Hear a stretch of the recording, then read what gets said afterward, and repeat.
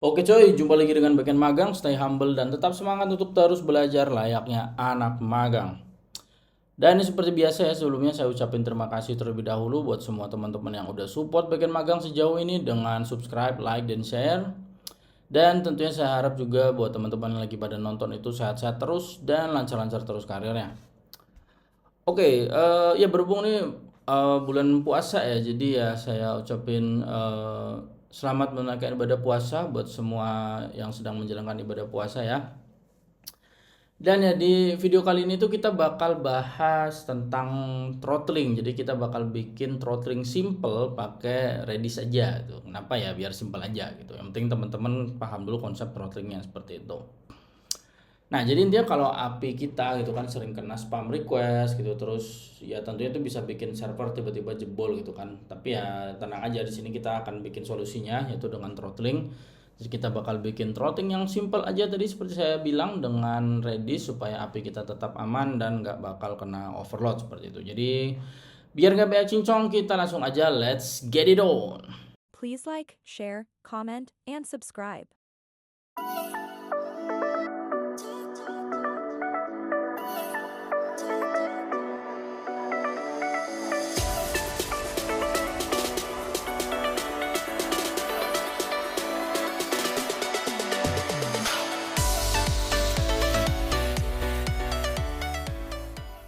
Ya sebelumnya ya buat yang belum tahu, kalau yang udah tahu ya udahlah ya.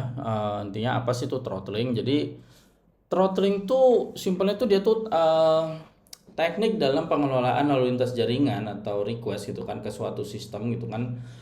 Dengan cara dia tuh ngebatasin jumlah request dalam periode tertentu seperti itu. Nah, tujuan utama throttlingnya ya tentunya buat ngontrol gitu, ngontrol beban pada sistem supaya tetap stabil dan intinya tuh dia bakal ngecegah penyalahgunaan dari resource kita gitu kan.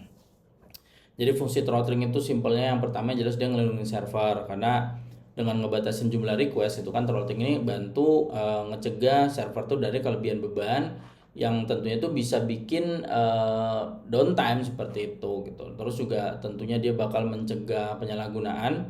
Jadi kalau sistem kita tuh nggak punya batasan gitu ya, nggak punya batasan, tentunya tuh bakal bisa dieksploitasi gitu sama user ataupun misalnya usernya pakai bot gitu yang bakal ngirimin request dalam jumlah yang besar seperti itu.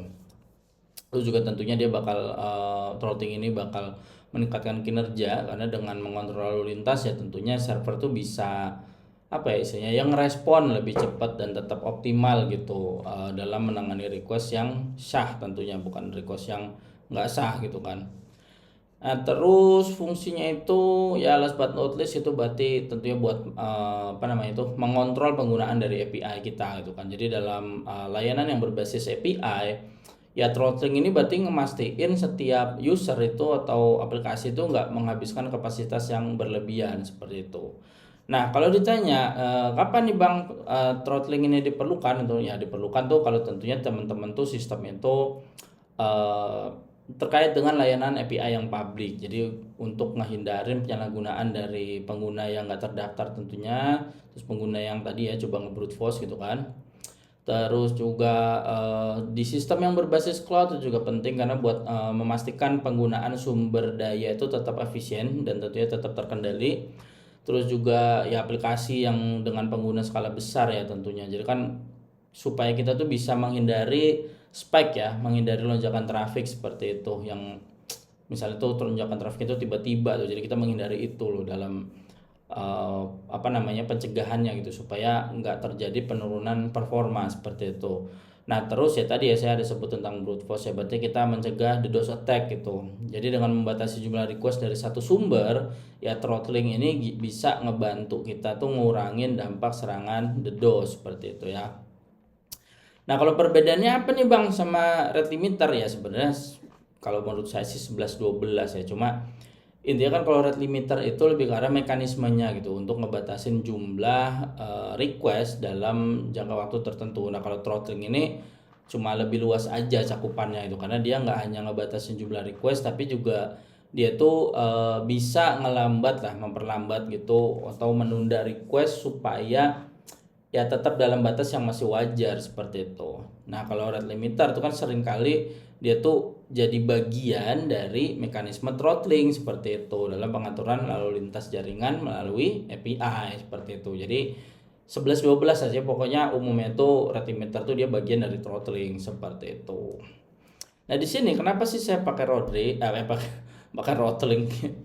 Pakai Redis maksudnya. Jadi sini kenapa sih saya pakai Redis buat throttlingnya ini? Ya ini salah satu contoh membuat throttling ya, kita bisa pakai apa aja. Dari karena kan kode saya kemarin juga kan saya pakai Golang ya, dan mostly saya pakai Golang.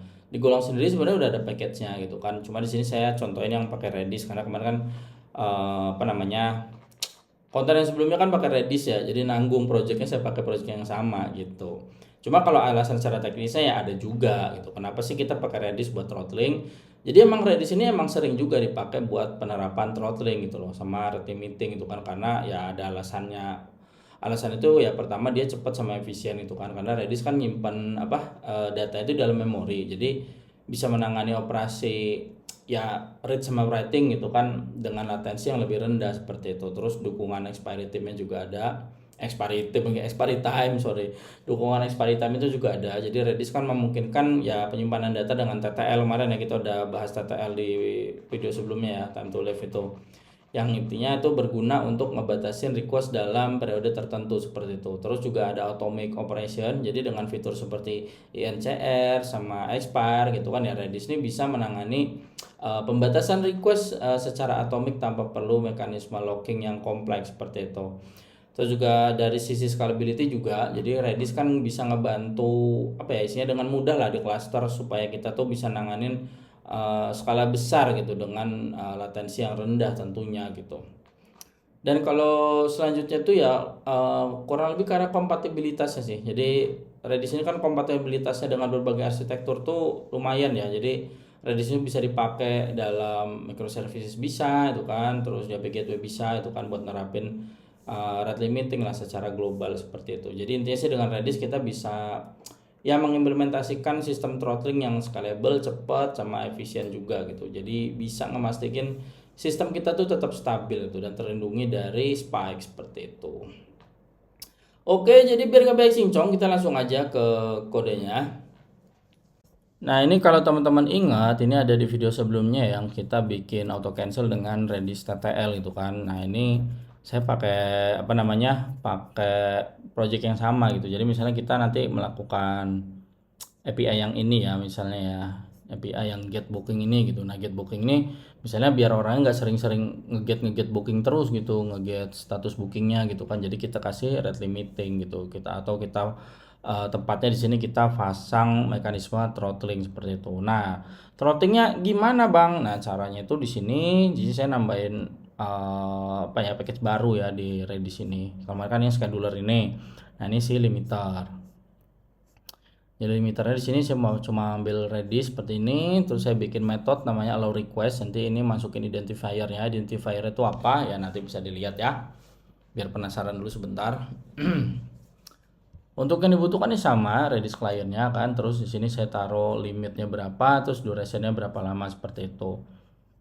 Nah di sini di method allow request ini nanti yang di rate limit siapa itu kan, yang di rate limit itu ya terbergantung si identifier ini. Jadi ini yang masuk bikin request lah intinya. Cuma nanti dia ngambil dari mana nanti bisa dilihat. Nah ini saya print ya si identifiernya, terus di sini Redis client itu ngeget dari konteksnya, terus kita taruh ini sebagai key di sini. Jadi rate limit, terus saya taruh %s ini, terus masuk identifier sebagai key-nya gitu. Terus ngasih count-nya, jadi dia ngambil count seberapa jumlah ininya nih. Saya udah kasih komen ya, kalau misalnya nanti ada yang mau projectnya ya komen aja mau, nanti saya taruh di deskripsi link GitHub-nya seperti itu, di deskripsi video ya. Nanti di sini simple aja, kalau udah count-nya melebihi limit, ya limitnya yang tadi kita set di sini ya, di set di sini. Terus ya udah dia bakal false. Nanti kalau dia false ngapain? Ya dia bakal lanjutin prosesnya di pemanggilan yang lain ya, pemanggilan di depannya. Jadi sini nanti setelah proses ini jalan, kalau dia belum false, ini bakal nambah jumlah requestnya. Jadi nanti akan terus bertambah yang namanya yang nantinya pokoknya bakal kena limitnya seperti itu. Terus ini bakal atur TTL-nya dulu kalau dia akunnya masih 0 gitu kan. Nanti disesuaikan sama duration-nya seperti itu. Simpelnya gitu doang. Nah, terus di sini kita buat metode lagi nih di interface REST ini saya bikin metode middleware. Nah, middleware ini yang nanti saya taruh di root-nya gitu. Jadi ini saya ngambil dari remote ADDR. Ini teman-teman bisa bisa explore apa sih remote ADDR ini gitu. Atau di sini bisa juga nih saya kasih komen, nanti teman-teman bisa juga ganti misalnya kebutuhan kasusnya itu dengan APK gitu bisa. Jadi APK-nya kita baca ya terserah sih, yang penting ada sesuatu yang mengidentifikasi kalau ini user yang sama gitu buat yang masuk ngasih request seperti itu. Jadi ini simpel aja, kalau dia udah nggak masuk dalam allow request itu ya kita bakal balikin error 429 tuh money request ya gitu.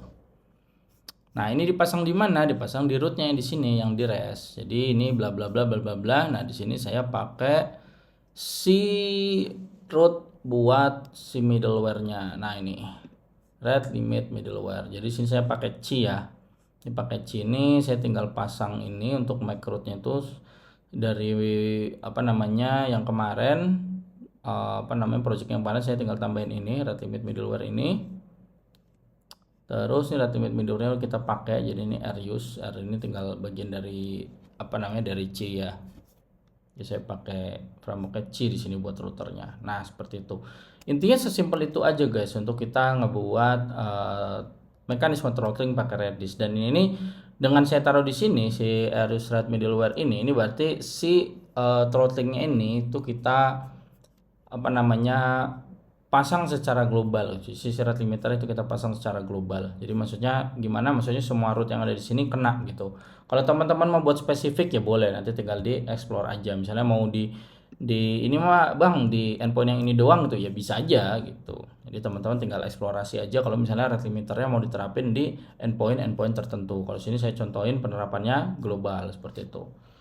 Kalau penerapan yang per endpoint itu sebenarnya ada sih di video saya yang lebih lama ya, tapi itu throttling kita pakai package dari Golang aja ya, teman-teman boleh milih. Kalau ini yang contoh pakai Redis, kalau video-video yang sebelumnya itu ada, itu dia pakai rate limiter dari Golang gitu, langsung dari Golang.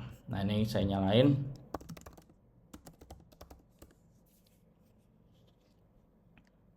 Oke, ini udah jalan, kita udah jalan.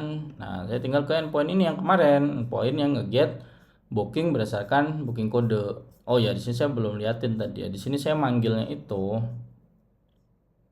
Nah, di sini kan saya inisialisasi di mainnya. Jadi di sini saya panggil si limiter, terus saya panggil middleware-nya. Jadi nanti middleware yang manggil limiter, terus si middleware dipanggil di make root ini tadi. Sini si res new ini kan nanti memanggil make root yang ini ya. Kan res new di sini dia bakal panggil make root sini, make rootnya di sini. Nah, gitu seperti itu. Jadi di sini saya taruh misalnya resolusi limitnya tuh 2 request aja dalam waktu 10 detik seperti itu. Ya biar apa? Biar nggak usah kebanyakan gitu doang. Buat contoh ya. Nah, ini kita ke sini. Nah, ini saya request nih send. Oke, tuh keluar datanya. Terus kita send lagi nih masih dalam jangka waktu 10 detik, 2 bisa. Nah, yang ketiga pasti kena. Nah, yang ketiga kena. Seperti itu ya. Dia kena tuh money request. Jadi mekanisme throttlingnya udah berhasil. Ya, ini seperti ini ya. Tadi saya print ya. Ini ke identifiernya apa gitu kan. Terus yang saya print tadi lagi. Dia seperti itu. Nah, ini kalau dia udah setelah lewat si batas ini tadi ya, batas 10 detik tadi, berarti harusnya dia udah bisa. Ini udah 10 detik belum ya? Pesan lagi, ya ini udah lewat nih, udah kena. Dikirim lagi dia masih bisa karena batasannya 2. Kita send lagi to money request. Intinya sih seperti itu aja. Ya teman-teman ya. Jadi ini bisa banget teman-teman terapin dengan mudah buat ngebikin mekanisme throttling yang seperti itu. Jadi kira-kira gitu ya teman-teman ya. Kita udah berhasil bikin throttling sederhana pakai Redis. Ya intinya sih sekarang API kita itu udah lebih aman dari spam request dan nggak bakal gampang crash ketika terjadi overload yang disebabkan spike yang tiba-tiba seperti itu. Ya kalau teman-teman punya pertanyaan atau ada yang belum paham atau ada ide pengen bikin tutorial apa atau apa yang pengen dibahas gitu kan ya komen aja di komentar ya. Cuman tuh kalau masalah ide disclaim dulu nih ya, itu sesuai mood saya. Kalau saya lagi mood ya saya bikin idenya itu. Kalau misalnya mood saya lagi yang lain ya yang lain gitu. Soalnya emang bikinnya saya masih mood-moodan ya. Karena ini juga saya kan bikinnya di sela-sela waktu kerja ya gitu. Ya saya usahain moodnya pas gitu sama requestnya teman-teman. Ya sih gitu aja. Ya saya harap sih ini insya Allah bisa bermanfaat buat teman-teman semua. Dan pokoknya jangan lupa support terus Backend Magang dengan subscribe, like, dan share. Dan terutama tolong share karena siapa tahu nih ada teman-teman kita yang lagi belajar juga atau lagi mengalami problem tertentu yang mungkin bisa kebantu sama video yang saya buat. Jadi sekali lagi dari saya terima kasih. Salam Backend Magang.